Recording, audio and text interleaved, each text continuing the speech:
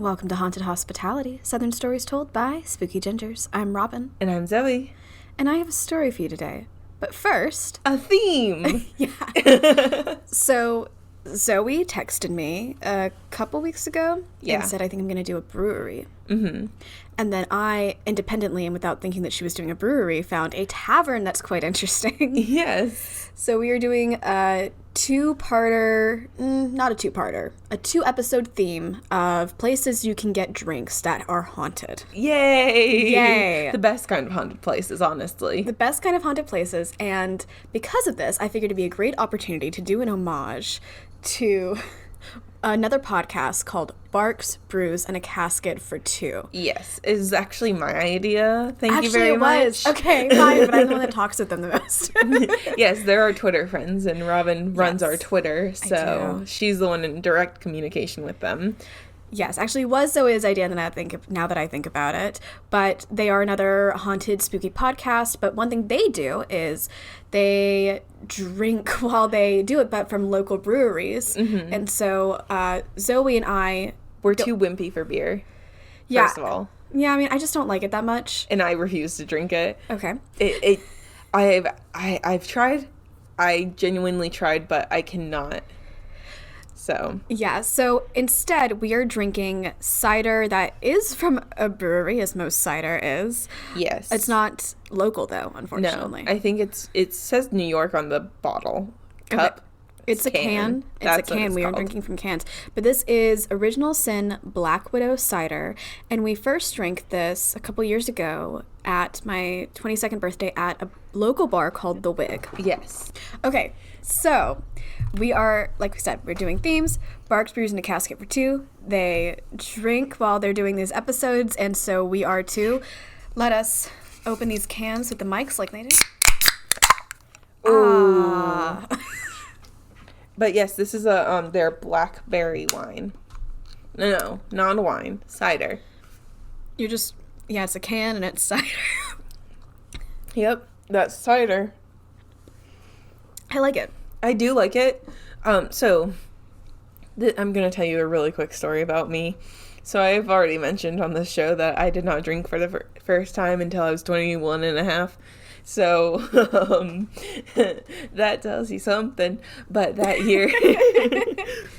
year, just to make me seem like even more of a cringe kid, that year for St. Patrick's Day, I went out bar hopping, right? Brewery hopping in Charlotte. That's a great activity on St. Patrick's Day. But the thing is, who I was with. I was with my mother, my mother's friend, my mother's friend's mother, and my mother's friend's sibling and their spouse. I forget which one. It was a husband and wife, and I forget which one is my mother's friend's sibling. So it's either her brother and his wife or her sister and her husband. But yes, so that is the group I went out bar hopping with. To be fair, your mom is fun, and I'm sure her friends are fun too. Yes. But, so yeah. The first time I went brewery hopping, and every restaurant, I didn't have a lot of things that I drink yet. Yeah. And so every brewery we went to, I either wouldn't get anything or I would try their cider. And I discovered that cider just tastes like apple juice with all the happiness sucked out of it. I beg to differ, but okay. But the flavored ciders I'm okay with. So we're drinking a blackberry cider. I do enjoy the cider. It is very good. Now, Zoey, how's your life? Which is the next segment we usually do. Yes. We're a little bit... There's things happening in this episode. Yeah. Yes. So, I don't know if you know this, Robin. I'm sorry, you're trying to tell me something? Yeah. I dyed my hair purple. Guys, it looks so good.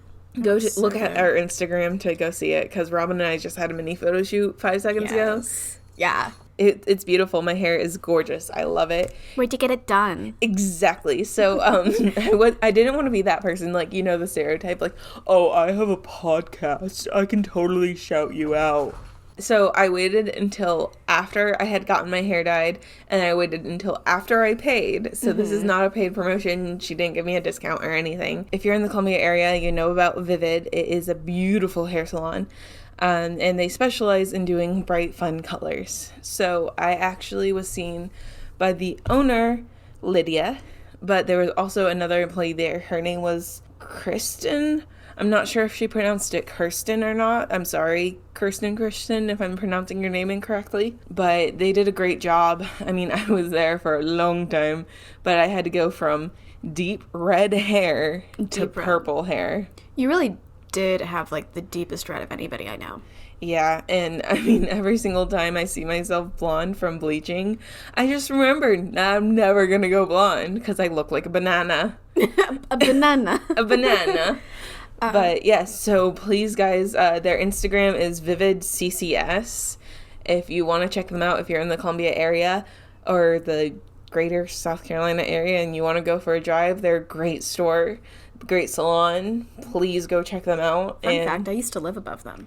You did used to live above them at Cornell Arms. I did. And I told them about that. Oh, you did? Yeah, I was like, oh yeah, I found out about this shop because my friends lived in Cornell Arms. You did? And she's like, oh wow. But yes, the owner of the store, Lydia, was the one who did my hair. And she's amazing, an amazing human being. Thank you, Lydia. Thank you, Lydia. Also, I like your name. Yes. But you made my hair perfect. They used 2 different types of purple and a little bit of black and indigo, which I love finding little indigo traces in her hair. Yeah.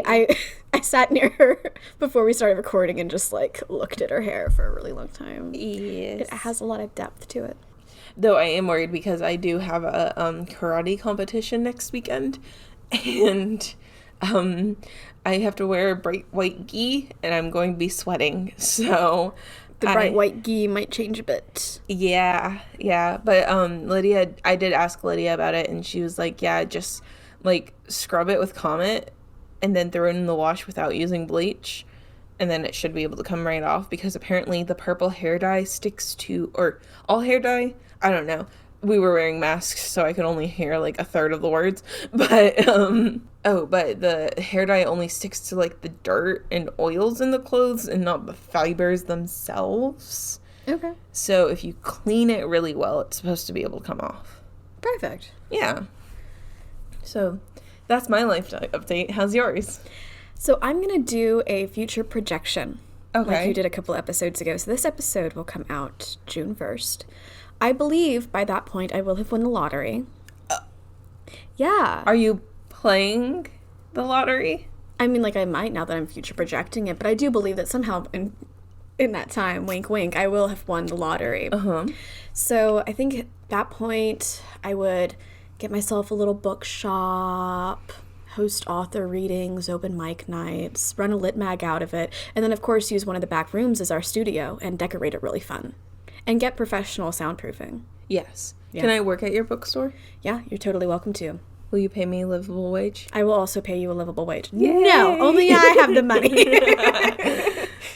You know, that's, like, my dream is to work in a bookstore with a bodega cat and just, like a small little bookstore, you know, with a little, maybe a tiny cafe, you know. Cafes are really important for bookstores because, I mean, that's how you get people to stay and read. Right. And that's how you make it into, like, a study spot. Mm-hmm. Yeah. And, like, if you could have, like, an open mic night stage and then living in the apartment right above it. Like, yeah. Well, that's my dream. Nice.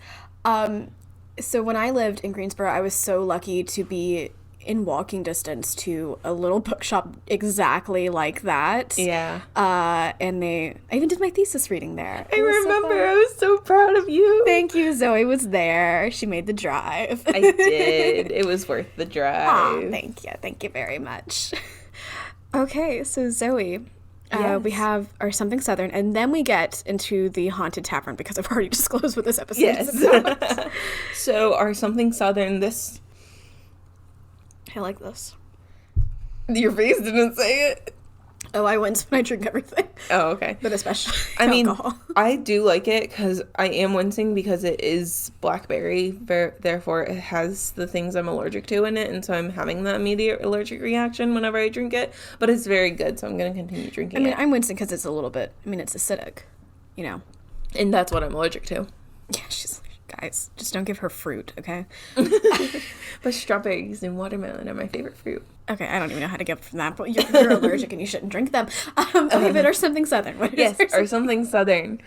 Or something southern is our favorite place to hike in the South. Yeah. So, Robin, would you like to go first? I would like to go, thank you. My favorite place to hike in the South, I've only been there once, but it was a really good trip. I went to Roan Mountain. Okay. Which is, I think it's somewhat off the Blue Ridge Parkway. It's Okay.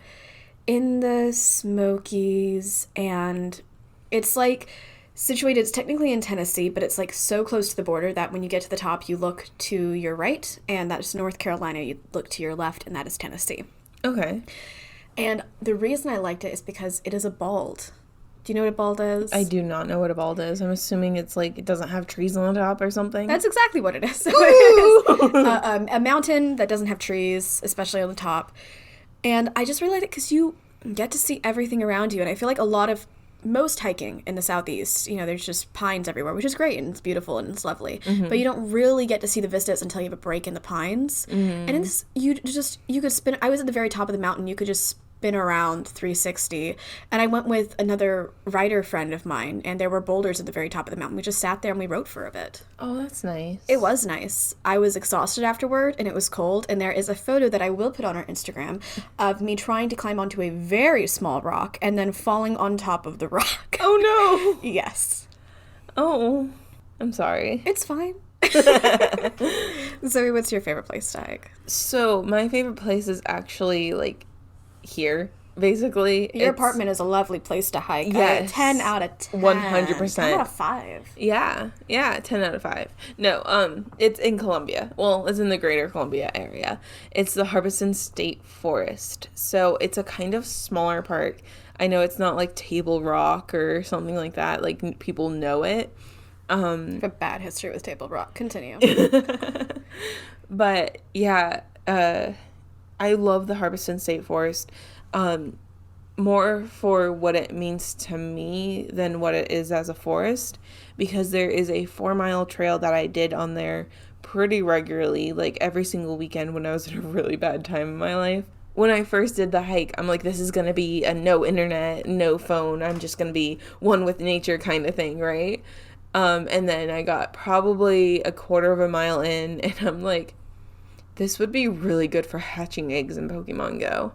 So I took out my phone and did Pokemon Go while I was walking, and I noticed that there were a few gyms, and it seemed to be in the middle of nowhere.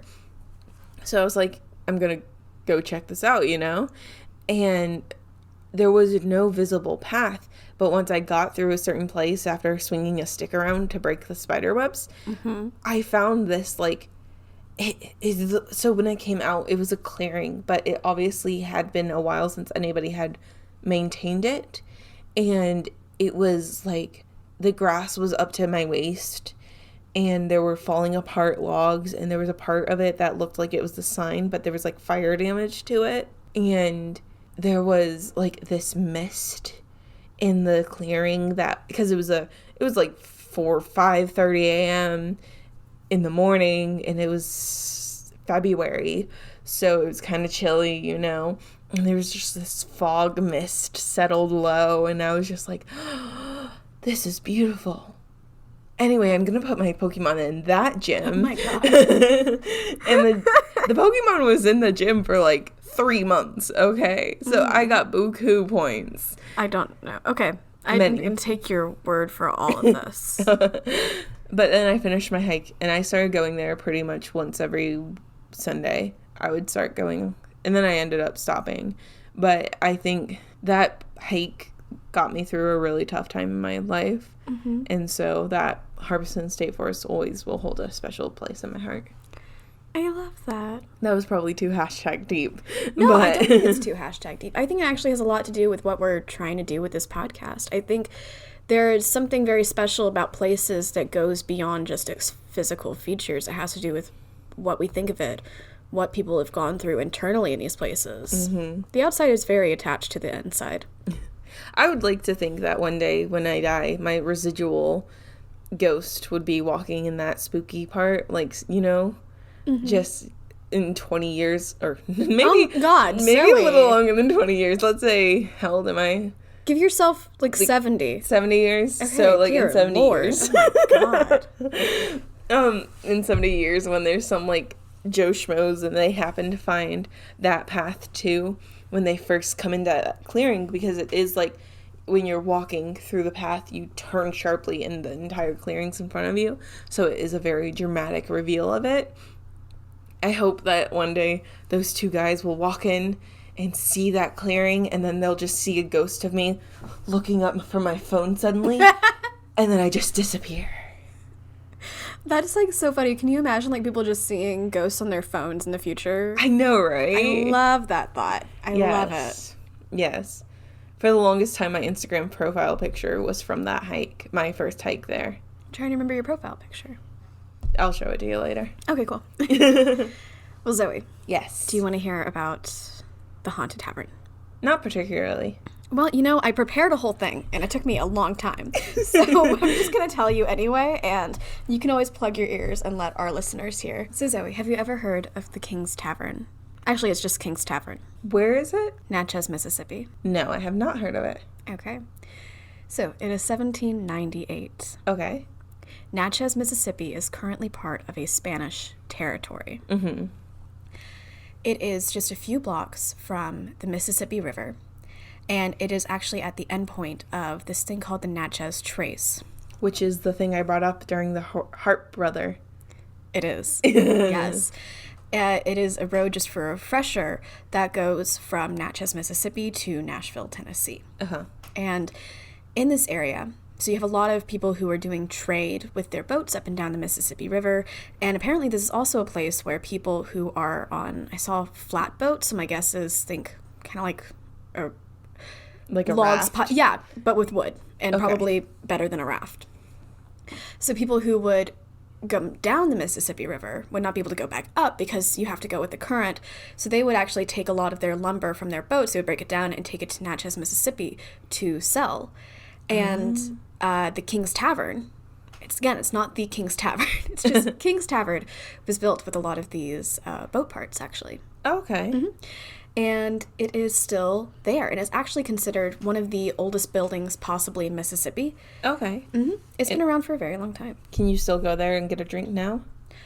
I'm going to get to that. Okay. Actually, I mean, it's kind of closed, but I'm not exactly sure because it's kind of confusing. Okay. I'm not sure what's going on there. But, so, Richard King is a person, and he buys the land for King's Tavern in 1798 from his brother, whose name is Prosper. Prosper? Yes. What a weird name to name your... Prosper King. Okay, I mean, think about it like this. Remember we say, like, what we're learning from this podcast is that things in the 1800s and earlier were just a completely different world. Mm-hmm. Now maybe you don't name your kids Prosper, but then you named your kids Prosper.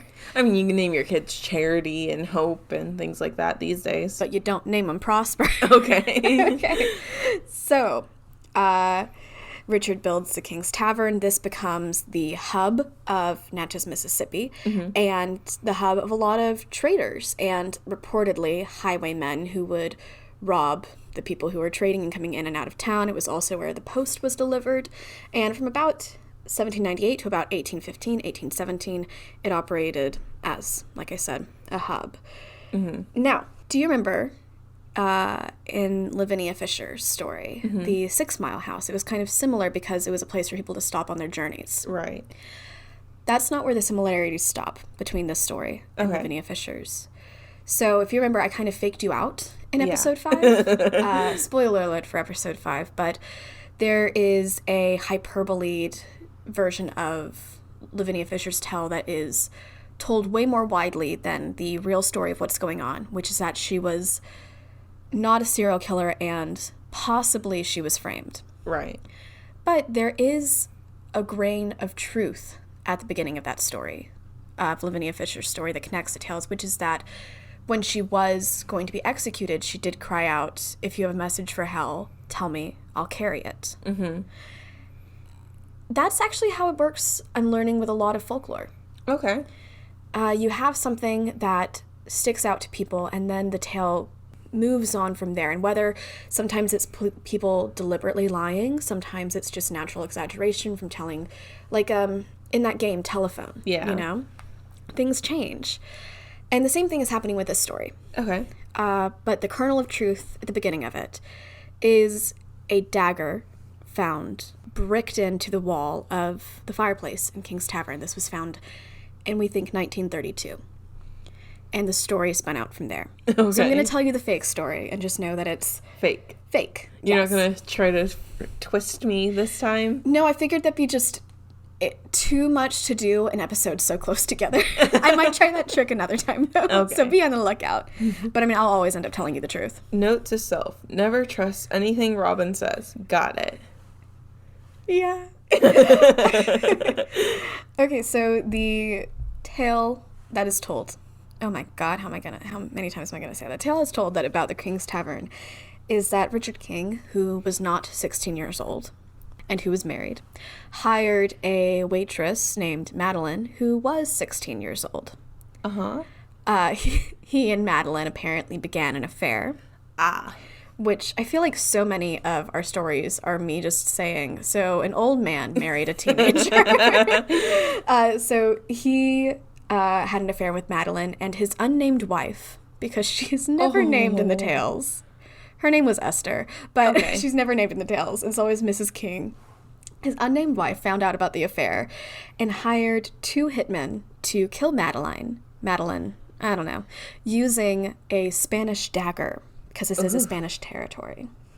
It has to be with this dagger. The specific dagger. The specific dagger. The specific dagger. The specific dagger. Okay. So to hide the crime, Mrs. King bricked Madeline into the fireplace and quite possibly bricked in the 2 hitmen she hired to kill her. Or it could have just been 2 men who annoyed her in general. Either way. I like that one. The 2 men who annoyed her in general. Yeah. And obviously she hides the murder weapon there too. Right. Mm-hmm. But in 1932... they found 3 sets of skeletons and a dagger. Mummified bodies and or skeletons. I saw both. Okay. I mean, I didn't see both. You both saw... came up in my research. And or skeletons, and they found the Spanish dagger. Okay. So when I first read that, I was like, 1... juicy. 2, did that really happen though? Yeah. Because it sounded a lot like Lavinia Fisher, where it was like, and they found hundreds of rotting corpses in the basement. Exactly. Anyway, so I kind of had my suspicions, and then as I'm going through and I'm reading like all these articles and blog posts about this, some of them are like, yes, this definitely happened. And some of them are like, I don't know about this, but they say it happened, so I'm fine with saying it happened. Mm-hmm. Until I came across this group called, what are they called? The Natchez, I want to get this right, Area Paranormal Society. And they did an investigation. They did both a paranormal investigation, which I'm going to get to later, but they did an investigation of primary documents. Okay. Because they're in the area, they can drum these up. And they did found evidence that a dagger was found in the walls. Right. But not the bodies. They didn't find anything about the bodies. And you'd think that if they mentioned the dagger, they'd mention, 3 human corpses. That is the general logic of it. Now, it's a lot easier to prove that something did happen than something didn't happen. Right. But I'm just telling you right now, kids. Kids. You are our children. Not really. But I mean, if Zoey, you see that way, that is totally fine. And you are valid. Thank you. I have hundreds of children. Cool. Nice. What was my point? Oh, yeah. Okay. So likely it was just the dagger that was found, not the bodies that were found. And so that calls into question certain things, like Madeline doesn't seem to have existed. She was probably just something that was made up around this time. And the Natchez Area Paranormal Society did note that the tales of the 3 bodies and things like that happening started in about the 1970s. So I'm going to give you a bit of a history of what happened to the tavern after it stopped being a tavern. So Richard King died, left it to his son Samuel, and it changed hands a couple times, but it basically ended up in this family called the Postlewaits, who used it as a single-family home from about 1823 until 1970. And they also married into the Bledsoes, and so you can know the building by King's Tavern or Bledsoe House. Okay. Yeah, but lately it's most commonly known as King's Tavern. And so in 1971, it was bought by Pilgrimage Garden Club, which registered it with the National Historical Society or something very similar to that. It has a marker now, and they turned it back into a tavern, and they renamed it King's Tavern. Okay.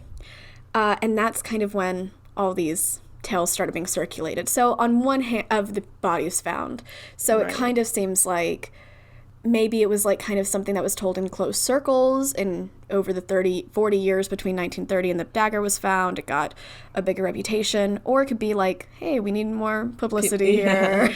I don't know which it was, and I'm not here to blame anybody. I'm just telling you. Especially if somebody was using it as a house. Yeah, you wouldn't necessarily be like, hey, papers, guess what? I found a body, you know? I mean, people would still probably find that out. Yeah.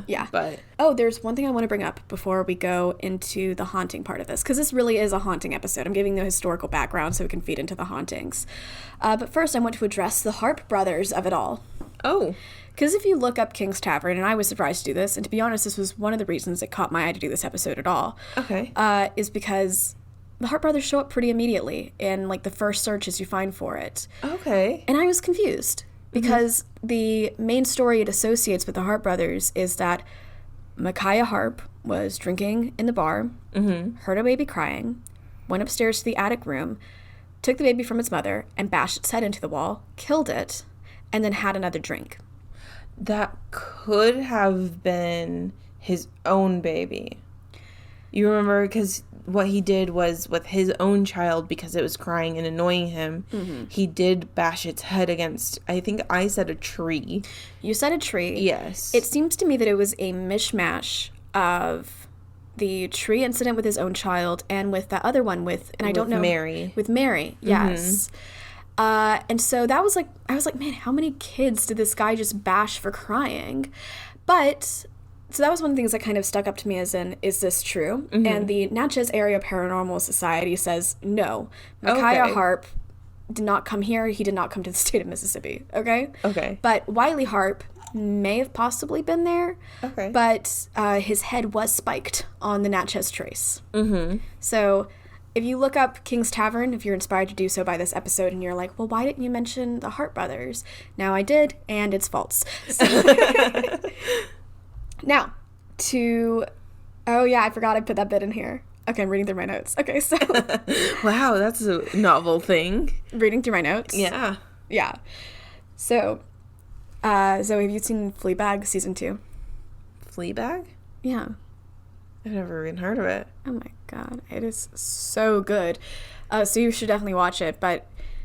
Okay, spoiler for. Anyway, season 1 ends. We're in season 2. Season 1's amazing, but season 2 is the best. Okay. So she's in the bathroom. It's the first episode. She is wiping blood off her face. She turns to the camera and says, "This is a love story." So Zoe. Wiping blood off my face. This is a ghost story. Okay, so Natchez Area Paranormal Society also conducted a paranormal investigation in which they found Class A EVPs. Okay. And I looked up what a Class A EVP is, and basically it means... You could hear it in person and it's crystal clear. Well, not in person. But okay. Yeah, it's saying, like, basically, there are some EVPs where it's better heard through headphones because you can more focus on what's happening. This one, it doesn't need to be through headphones, but it is crystal clear and you can tell what they're saying. Okay. So an example of this with you and me, because we've listened to quite a few of these, is, and I'm bringing her up again, Lavinia Fisher, in, and I hate to say it, Ghost Adventures. when she said the devil. And we were all like, yep, that was her. That's what she said. Yeah. But the next one we heard, which is her saying, well, supposedly her saying, yeah, but really it sounded like, I think that would qualify as a class C, which is, you might have heard something, but I don't know about that. So, and they also said it was a class B haunting, which I'm not sure what that was. I really tried to look up haunting classes, but then all I got was like colleges that were saying we hold classes on the occult, and I'm like, that's fun, but that's not what I'm looking for right now. Okay, so I'm going to tell you about the things that are going on, and I'm not going to tell you what is the secret second half of this episode. Ooh. But just so you know, this episode is half about King's Tavern and half about something that lives in it, that lives in other places too. Okay. We're not there yet. So, people hear a baby crying sometimes. Thank you, Zoey. You're welcome. People hear a baby crying, and it is because one of the best known tales about the King's Tavern is that Micaiah Harp killed a baby here, even though he didn't. People are saying that was the baby. Yeah. Of course, now I'm wondering, well, what are they hearing? Because it wasn't that baby. You know, the demons often impersonate children. See, I think that's kind of, now that you say that, I think that's kind of going to come up a bit more. There's a lot, basically there's a lot of weird things going on with this place that I don't think are what people think they are. So there is a baby, like I said, and then the fireplace gets hot. And I'm assuming, but I don't know, because there's a couple fireplaces here, that maybe this is the one where they supposedly found the bodies. Right, okay. But people say it gets hot even though it's not actually a functional fireplace anymore. Okay. And there is apparently a bed there, though I kind of thought they took everything out, but maybe it's just for show. Mm-hmm. And there is an area of heat that hovers just above the bed, which is like weird because it's not saying that. Well, I mean, maybe it's resting on it. It's like, maybe it's like, because it said a few inches up, so maybe it's talking about like a body of heat almost. Which, isn't that interesting? Because normally you don't hear about things getting hot in ghost stories. Right, it's normally a cold spot. So what the heck? It's a demon. So Zoe's calling dibs on demon. There are, and this comes up again. I'm surprised I put it so early, but I did. Just kidding. There are people who say they see shadows on the stairwell, and one of a large man in particular, like the shadow of a large man. Yeah, like that. She bulked up her shoulders. Yep, there she goes. Exactly like that. And then here's where we get into a bit more. Like, here's a specific haunting that has a bit more depth to it. Mm-hmm. People say they see Madeline. Even though she might not have existed. I don't think she existed, but people say they see her. So you'll see that I have a Ghost Adventures episode that we're going to watch. I can't help it. They're the people that go and investigate. And yeah, they do a lot of research, so... They do some. I mean, they talk to people who, like, actually see the ghosts. They do. Yeah. So they found a member of the National Guard who said he had seen Madeline. Okay. And okay, so I'm not dissing this guy's story. Okay, this guy said that he's, sitting in King's Tavern, because at this point it's a restaurant. Right. At this point, I think they served it switched from like a steak restaurant to a fancy flatbread restaurant. Okay. Just in case you're wondering what they cook. Yes, I was. Really? No. Oh, so I just prepared all this information for you, Zoey, and I just want you to appreciate it. This guy is sitting in a table in the main room in King's Tavern, and there is a doorway leading to another room, and he's just eating his food. He looks around, and he sees, like, a girl or a young woman. Oh my god, I wish y'all could see Zoey right now. She's just miming this guy eating his food, looking at the young woman. And anyway, so he sees her, and then he's like, there's a young woman, I register that. And then he looks away, and then a few seconds later, he's like, I don't know why he looks back, but he's like, oh, there's a young woman. And then he looks back, and then he's like, she's not there. And so he thinks it's Madeline. I mean, possibly, if somebody had been looking at me, because he said the young woman was looking at him. Okay. I look away, and then I'm like, wait one second, was that person looking at me? I look back. And then they leave. Yeah, I'd be like, was that a ghost? But I also think it's totally normal for people to be someplace and then leave it Yeah. and go somewhere else. Especially if, like, I was just staring out into the room, realized I accidentally made eye contact with a guy, I'd be like, Oh, crap. I didn't mean that to happen. I need to leave. Yeah. So, in addition, a lot of people say they see Madeline. Okay. In addition to that, they see her bare footprints on wet mopped floors. So when you're mopping, she'll walk through it. Mm-hmm. And a lot of the time, she is walking toward the person who is doing the mopping. Okay. Yeah. The thing is, people say she likes to play a lot of pranks. Okay. Which seems interesting for the supposed backstory of Madeline. And again, I cannot stress enough, Madeline didn't exist. Right. So she can open hard-to-open doors. So, like, the fridge door and, like, certain other doors there. And the employees say, like, hey, this is actually really hard to pull. And sometimes I'll have people who are there doing a blog or investigating or something. They'll be like, hey, you pull the door. And then they'll be like, wow, it's really hard to pull the door. And so she will open these doors when nobody is there. And by I say she, I mean these are what people are attributing to her. Right. She'll open these doors when nobody is there. I heard one account saying that employees, if they're wanting to open the door, but they can't, or there's too much in their hands, they'll ask her to do it, and then she will do it. I don't know about that. Maybe. Totally. She will also, and I was so confused by this, it said, like, she will make water rain down inside the tavern. Oh, that's just so inconvenient. I know. How do you do that? Is it just water? It said from the ceiling, and I don't know how that happens. I'm wondering if... Do they have a sprinkler system? I kind of doubt it. I mean, it was built in 1798. True. Okay. But maybe they do, because I'm sure it had to be upgraded. Right. Yeah. And then she will throw objects off of shelves. Mm-hmm. She will flicker the lights. She will break things. She will make the tables vibrate. Seems like a demon, demon, demon. Okay, so... Sorry, go ahead. You go ahead, because I actually have a thing going off of what you said, but I want you to say your thing first. So, like, if this story was around, right? Of Madeline. Of Madeline. Okay. If somebody was, like, playing with a Ouija board or a crystal or something, you know? And they call out to Madeline. But Madeline doesn't exist. Uh-huh.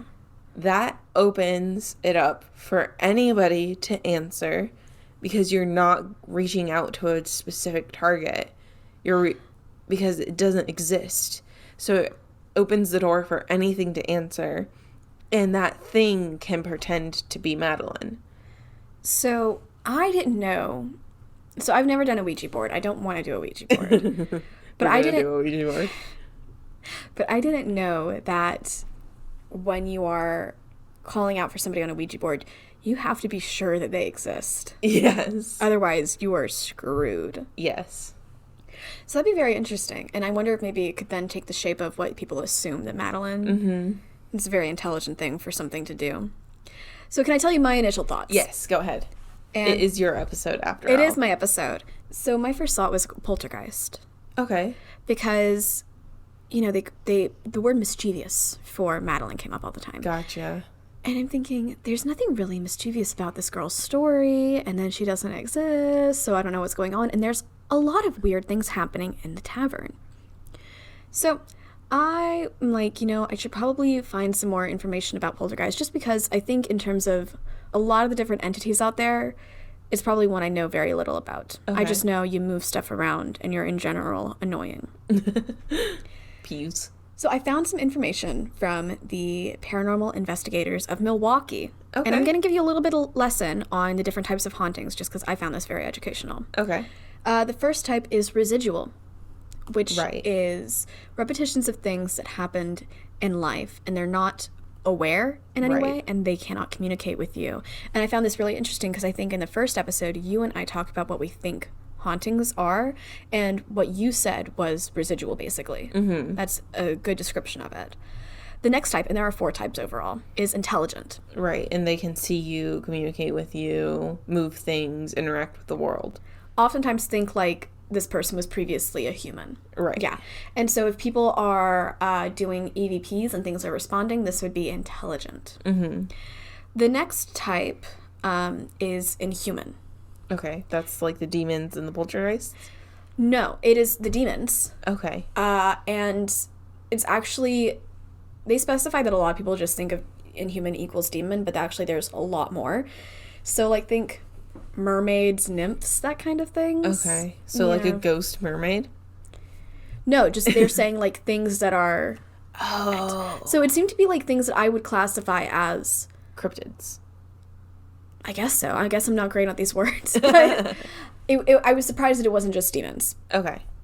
And then there is poltergeists. And it was... Their entry for poltergeist was really interesting. So they said that they believe that poltergeists are actually caused by humans that are still alive, because it is people who are going through maybe some tough transitions, and it says often these accompany girls who are going through puberty. Mm-hmm. But there was an update, and I can't remember exactly when the update was, but I think it was 2017, and it says that after more research had been done, which I don't exactly know how you do research, but it said that they're finding these cases are basically all hoaxes, that the kids will actually end up admitting, okay, I'm the one who's doing all these things. Mm-hmm. So they're saying that poltergeists don't actually exist. Okay.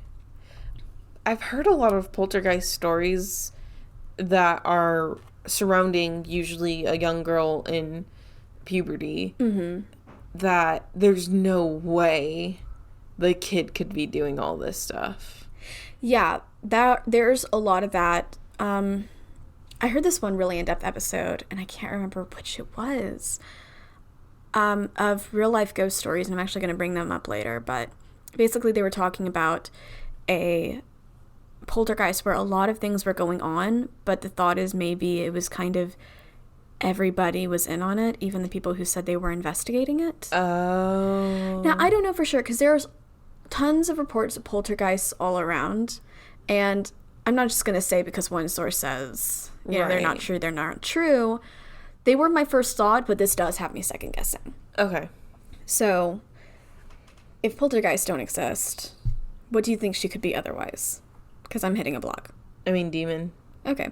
Now, this place also said that, like, so many things, like, demons are a lot less common than people think. Okay. But, I mean, again, they're just...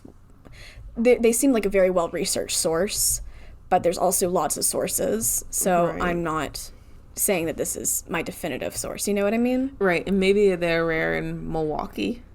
Maybe they're rare in Milwaukee. Yeah. But I mean, okay. It's a very holy place, Milwaukee. Apparently.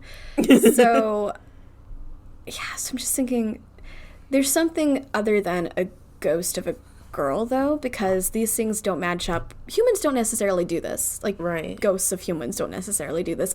In the stories that we've researched so far, and in the stories that I've heard outside of what we've researched. So, before we get to my final entity I wanted to talk about, okay, I wanted to go through a Ghost Adventures episode with you. Honestly, I really love when we go through EVPs. Yeah. It brings me so much joy, which is weird because it's usually sad things they're saying. Sometimes. It makes me joyful to be like, so it makes me joyful to experience something with you and then to be able to talk about it. Aww. I know. So, this is a Ghost Adventures episode where they go and explore King's Tavern. Lots of funny things happen in this episode. Ghost Adventures just makes me laugh in ways that they don't intend to make me laugh. Yeah. Oh my god. It's just like, there's this one thing, and they left they left the tavern. They went to talk to a couple people on the street. They went to the library and had a librarian help them look up a story about the dagger. They contacted a person who was the husband of the woman who had the dagger, and then he said he didn't want to answer any questions, and then they tracked him down and at his house, and then he said he wanted to answer questions. Yeah, I thought that went too much. Yeah. And then, that guy Zach got back in his car, and he was like, we did so much today. We asked so many people things. And I'm like, good for you, bud. Okay, so, Zoey, I'm going to play to you several things. Okay. And just give you a brief recap over a couple things. As always, we are not going to play these sounds over in our podcast for legal reasons, but we will talk to them about them and tell you what they said. And probably try to imitate a couple of them. Ooh, I'm Zach Baggins. Oh my god. I think he pronounces it Bagans. I don't care.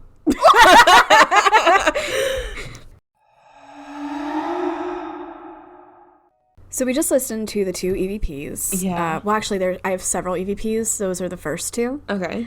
And it was they're talking to another group of paranormal investigators, and he plays 2 clips. One of it is a voice. It kind of sounds like a child's voice. Yeah. Saying "mommy," and I'm going to attempt to replicate it here. Sure.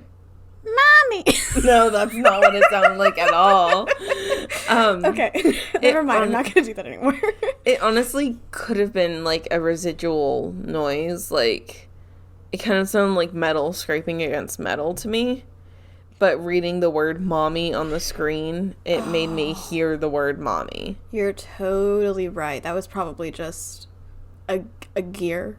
A gear. You're the one who had mechanical engineering courses. Yes, for 1 semester. Okay, fine. Well, I had no semesters of that.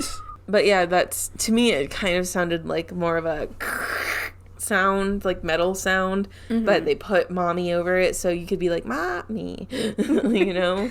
Yeah. And then the next word was the guy's son, supposedly his name. It was Mason. Now that one I heard. Heard it, and it was in a much deeper voice. Mason. No, because that sounds too human. This didn't sound human. True. It was like, Mason. No, it still wasn't. I don't know how to sound not like a human. Meow. Oh my god. Okay, but it definitely said Mason, or we think it said Mason, and this guy's son is named Mason. Mm-hmm. And then, and I paused the clip just so I could tell you, because he's going to tell you the same thing I'm going to tell you. He left feeling heavy and kind of like a depressed feeling. Okay. Which that is something that happens here a lot. Okay. People, and it kind of goes with a particular entity I'm going to get to later. They feel pressure on their chests. And so heavy doesn't necessarily need to mean pressure on your chest, but I do think it means a pressure around you. Okay. Yeah. So we're going to get to some more now. Woo! So, we just listened to... A few clips. 3 clips? 3 clips. 3 clips, because I didn't want to keep having to be like, okay, now we're pausing, and now we're back, and now we're pausing, now we're back. So, Zoey, I think I thought there was much more going on here than you did in those EVPs. Yeah, so I definitely heard something. I don't know if what they said that they heard was accurate, because I mean, we've talked about this before, where it's like if you're reading words on a screen and you hear a weird noise, you're gonna be like, oh yeah, I heard what they said on the screen. Yes. So there was one that just sounded like Allie, and they were like, oh, your name's Andy. And then there was one that was like, I forget all of them, but they all seemed a little vague, but there were 2 that definitely I heard. Like, I didn't hear every bit. Like, it's one of the ghosts was, I can say your names. I definitely heard your names, but the part before that, I was just like, wow, wow, wow, you know? Okay. Yeah, I did hear your names as well. And then the final clip we listened to was, they said, we'll get ya. I'm not entirely sure about that. But there was a very small instance of what sounded like a baby's voice. It said, wah. It did say wah, but it had the cadence, that kind of wavery cadence that comes with, yes. Yeah. And, you know, there were reports of people hearing children crying, things like that. Right. I don't know. Yeah, and then there was, they asked the spirit box or whatever, they were like, who was killed by a dagger here? And then there was a sound, and they said it said Madeline. And I told you, I heard Robin the first time I heard this. And then immediately after, they're like, going to interviews with 2 different guys who were like, there was a red-headed female ghost here. And I'm like, oh my god, I haunt King's Tavern. I was killed by a dagger in King's Tavern. Did not know that about myself. Yeah, but the instance that they heard Madeline, I just heard like, Dawa. Like, it wasn't Madeline. It was Dawa. Like, Dawa. Yeah. Now, I'm not going to play this next part for you because I can summarize it just as easily. Woo. But basically, a guy named Nick, who's part of the investigative team, starts acting really weird. And he says later, he's outside of the tavern now, And he says he alternated between being, quote, mischievously happy, end quote, and, quote, wanting to hurt someone, end quote. Okay. Now, the fact that he was alternating between those two things kind of invokes the two different presences people said they feel in King's Tavern. Because on one hand, you have the mischievous Madeline, and on the other hand, people say they feel like there's something more sinister, particularly about another entity that I'm about to get to. Okay. And I just want to note in the Ghost Adventures episode, a lot of weird things, or at least people start acting very weird when they're in one of the upstairs rooms in front of a mirror. Okay. Yeah, so I want to talk about the final entity, which is actually the hidden, secret, extra topic of this episode. Have you heard of the Hat Man? The Hat Man. The Hat Man. Not the Mad Hatter. Not the Mad Hatter. I'm not saying the Mad Hatter haunts. This is an Alice in Wonderland crossover. No, I have not heard of the Hat Man. Well, I have. So, they don't say the Hat Man in here. I noticed the Hat Man. So, okay. Real quick. People think of Madeline as a prankster. This is just a recap. And overall very nice, even though there's a lot of weird stuff happening there too, I'm not going to lie. But people, you can kind of feel presences or something, and they say this isn't going to hurt me. Mm-hmm. But there's another person there. They see a man in a top hat. Okay. It says he will quickly appear in the mirror in the upstairs room sometimes, and that he will show up in photos taken in front of the fireplace. Okay. Like if you're taking a group photo in front of the fireplace, he'll show up there. And he's reported to be at least 6 feet tall, and he is usually accompanied by people feeling like they're weighed down by a pressure in their chest. He's that sinister feeling that people have when they're in the place. Okay. And he pops up. I saw mentions of him across a lot of different websites. And the minute I saw that, I was like, wait 1 second. I've heard of this before. I've heard of this guy before. And the thing is, nobody has even tried matching him up with anybody. Like, maybe you could even say, like, you would think that if you're saying Madeline's there, you could also say that maybe Richard King is there, and it wouldn't be so far-fetched to think he would be in a top hat, given the time. Right. But people aren't even trying that. There's something, I'm positing that maybe there's something so inhuman about it that people aren't even trying to associate it with a human. Right. Now, I've heard about the Hat Man before in episodes from Real Life Ghost Stories. Okay. And I'm not exactly sure if these are the correct episodes. I am 90% sure they are. Okay. But just so you know, I was finalizing this at 11 p.m. last night, and I was like, I'm not about to listen to a spooky podcast before I go to sleep. I'm already trying not to have nightmares. So I think those episodes are the Stanley Hotel, which is the hotel that The Shining is based off of, Freddy and the Hat Man, and The Man in the Hat. Okay. The lore of the Hat Man is that he is a very tall figure, usually over 6 feet. He's wearing a hot tap. A hot tap. A top hat. And a fedora. No, not a fedora. I'm really losing this. Okay. The lore of the Hat Man is that he is a tall figure, usually over 6 feet. He always wears a hat of some kind, normally a top hat, sometimes a fedora. I choose to think top hat because that's kind of what I got associated with him as, but like wide brimmed, that kind of thing. And when people see him, they feel that he is evil and means them harm. Oh.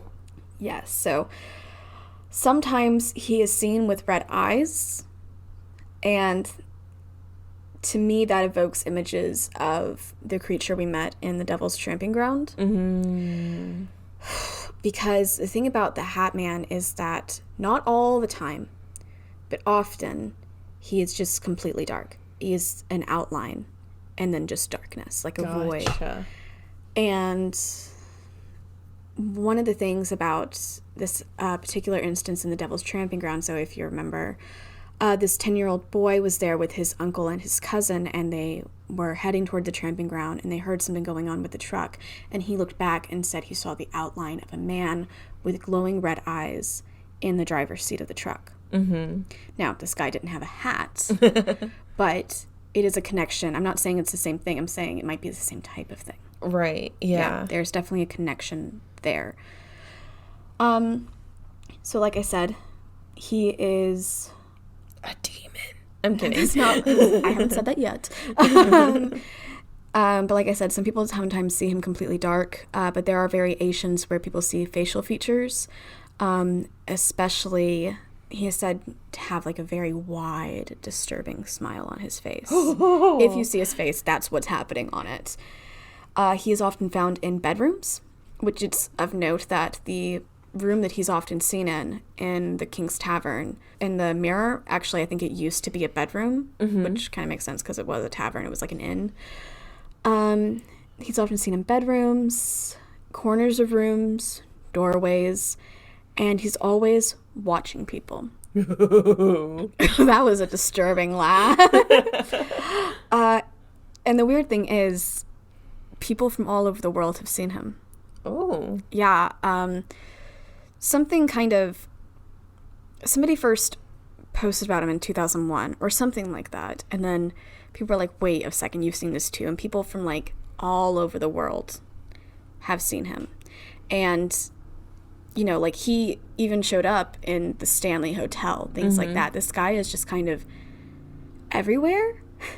And you should really go through Reddit, which we are about to actually, but you should really go to Reddit because people are freaked out in the comments, even from like 5 years ago. You can see because they're like, wait 1 second. This wasn't just something that kind of like haunted me when I was little. This is something that everybody has seen. Right. And so on one hand, it adds validation, but at the same time, do you actually want validation for something like this? I wouldn't. I really wouldn't. Okay. So he is accompanied by a burning feeling in the chest. The hot spot over the bed. Hot spot over the bed, and he is sometimes seen hovering over people. Ooh, like you are in your bed, you open your eyes, and the Hat Man is hovering over you. And it's either this really disturbing face that's like overly large, the features don't look right, or it's just this dark shadow. Ooh. Yeah, it is terrifying. So there are a few theories that go into what exactly the Hat Man is. The first is actually something we're going to be talking about in more depth next episode for my something spooky.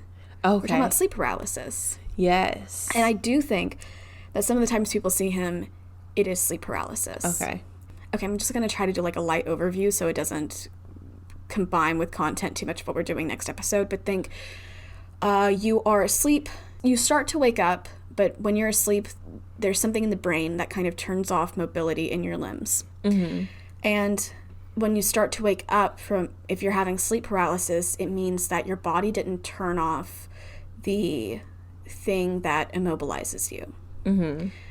And often you are kind of coming out of a dream. You're going into or coming out of a dream. And you see often really disturbing things during sleep paralysis. Right. And so a good indicator is if you can move and you're seeing something, it's not sleep paralysis. But if you can't move, then it usually is. And the thing is, you don't have the ability during sleep paralysis to be like, this is what's happening to me. Right. So sometimes people see him and they can't move, which makes me think, okay, this is just unfortunate sleep paralysis that is oddly matched up around the world. Another theory, which I think usually I would think that this is kind of a weird theory and I wouldn't give it much credence, but lately I've kind of been thinking maybe it has credence. Aliens in disguise. Okay, so the thought is, and I can't believe I'm actually thinking that this might be a good idea, but to be honest, it might be.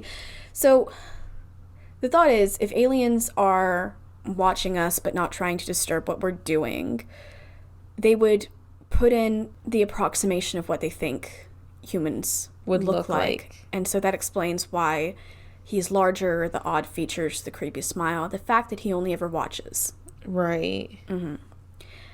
And I think I did hear that theory at first, like months ago, and I was like, yeah, no, that's too out there. But maybe it's just because there's a lot of UFOs in the news. And then also I was listening to this, there's this show, Bob and Sherry in the Morning. Do you listen to them? No. You can reach them in Colombia. And Sherry was kind of talking about this theory that aliens are literally just watching us but not wanting to disturb us because they know enough about us to know that we would attack immediately. No, that knowledge of their existence would really hurt human society. Oh, like we couldn't. You can't handle the truth. Okay, that kind of thing. And so they're just watching. Okay. You know, that's a Stan Lee thing, too. Like Marvel Comics, there's an alien race called the Watchers, and all they do is watch us. And occasionally they'll send, like, agents to the Earth to be more close to things, like, for key events. Oh. But their entire job, I guess, is just to watch us. I didn't know that. Yeah. Okay. Good to know. So it could be a Marvel character. Well, the reason I bring it up is because, like, that idea of being watched persists. Mm-hmm. But that could be due to Christian culture, but that's a whole nother conversation. Yes. So the other theory, and this kind of ties into sleep paralysis, but kind of doesn't, is that he is a shadow person. Do you know what shadow people are? Yes. Okay, so just as a recap for people who don't know, and correct me if I'm wrong on any of this, seriously. Okay. Shadow people, outline of a person, you see them completely in dark. A lot of times this does happen when you're sleeping, but it doesn't exclusively happen when you're sleeping. No. And usually they do carry a less than well-intentioned atmosphere with them. Yes. So I in my research about the Hat Man, I found a little bit out about shadow people. By no means is this a shadow person episode. The Hat Man is the extra thing in this. But people aren't sure how to classify these because they show up, but they show up in different cultures. Okay. And people are never sure how to classify them because, well, is it a ghost? Is it something else? Because it doesn't necessarily feel associated with this was once a human person, you know? Right. Here's how he's not like other shadow people. Shadow people will usually just disappear. Mm-hmm. But he moves when he leaves. He will walk away. Weird. And that's not what happens typically. Shadow people are also sometimes considered sleep paralysis. But like I said, if you're seeing it when you're awake, it's not sleep paralysis. Right. So to finish up Hat Man, kind of round out this episode, I'm going to read to you about 3 experiences that people on Reddit have had. Okay. A Reddit user with a deleted profile said, quote, "I am completely freaking out right here. My girlfriend probably thinks I was going insane, but I see him from time to time and talk to him in my sleep apparently. Nell, my GF, says I keep talking about a black-coated man with a black hat. I have no idea about it because I only see him in dreams. I'm just so fucking happy I found people who also saw him. I'm not alone. It's not in my mind." Okay. That's the tone of a lot of these, just so you know, because people are surprisingly relieved that he exists for a lot of people. Mm-hmm. Again, I don't know if I think I would just like to live in, oh, this was just my mind making something weird up. Oh my God. Yeah. You know, another Reddit user, he is called the Scissor Wizard. He was playing video games when he saw an 8 or 9 foot tall Hat Man. He was a child at the time, and he was 22 when he wrote this. Quote, "Under the shadow of his hat, I could see his face, larger than human, glowing yellow snake eyes with a slit, and a menacing grin with sharp, yellow, glowing needle-like teeth." Ew. So that's what he looks like if he's not a shadow man. I prefer the shadow man. Because I don't want to be that close to be able to see that. Be like, no, those are needle sharp teeth. Yeah, I know. Yeah, I honestly don't know which. I guess the shadow would be better, but to be honest, the shadow feels creepier to me. There's something about the unknown that is just terrifying. Reddit user Curvy is Square, and this is our final Reddit experience. Quote, "When I was in the 5th grade, honestly, I can't remember how old I was, but I feel like I was 11-ish. I finally got my own room. It was a small room, really only room for my desk, bed, and a small bookshelf. My bed faced the door, and the door always made this strange creeping noise.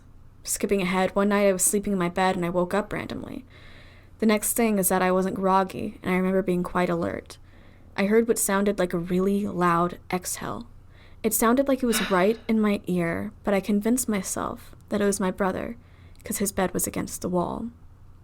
Anyways, I rolled over to look at the clock on my bookshelf, and that's when I saw it. I was frozen in fear when I laid my eyes upon it. This tall figure, so tall he had to duck through the doorway with a large, wide-brimmed hat. He walked in through the door, which creaked as it opened, and he then walked into the middle of my room and just vanished.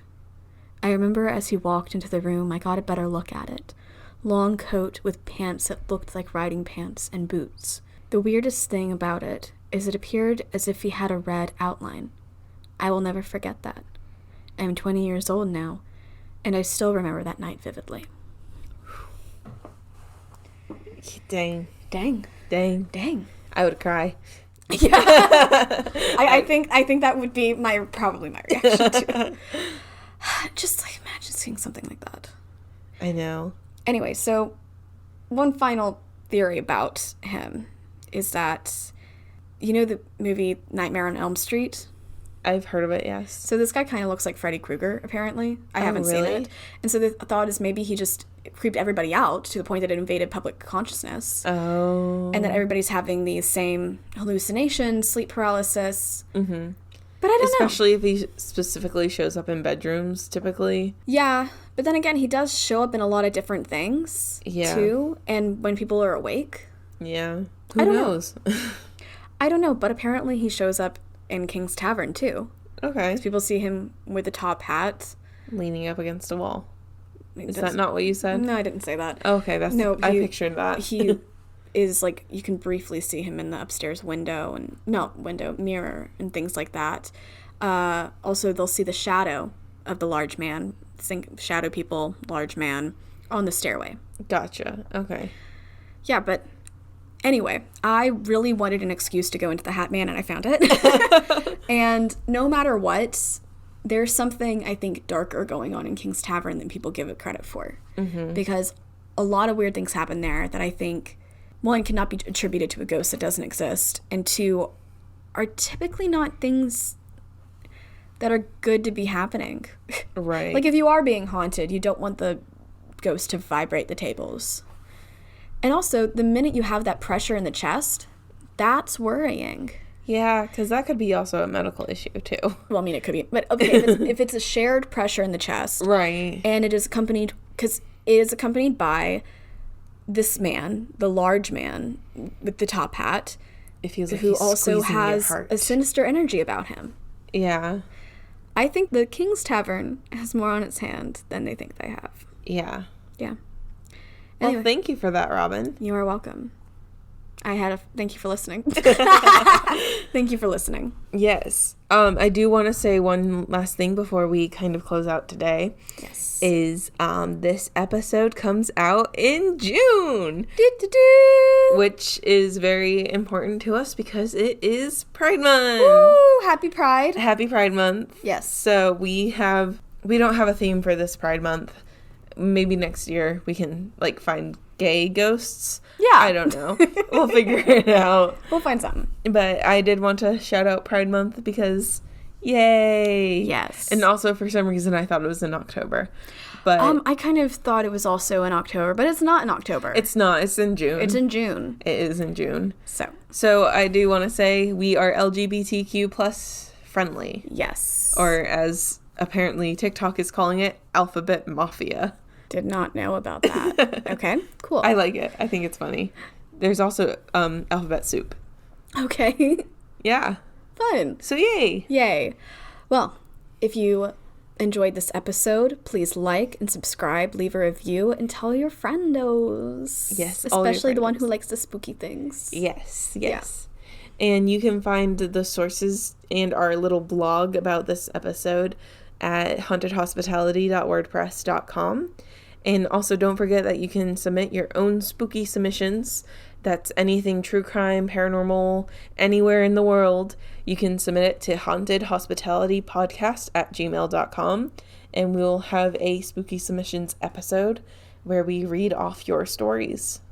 Yes, and if you are in the Twitter sphere, you can find us at Haunted Hosts. Also, we are on Instagram, Facebook, and everywhere else as Haunted Hospitality. We also recently got a TikTok where we are doing tons of fun Yes. little videos. And is that Haunted Hospitality Podcast? Yes. You know, it I is. don't know. Okay, it is. I think I'm the one who set it up. you did. Yeah. I watched over your shoulder. Yes. But that is it for this episode. So Stay spooky.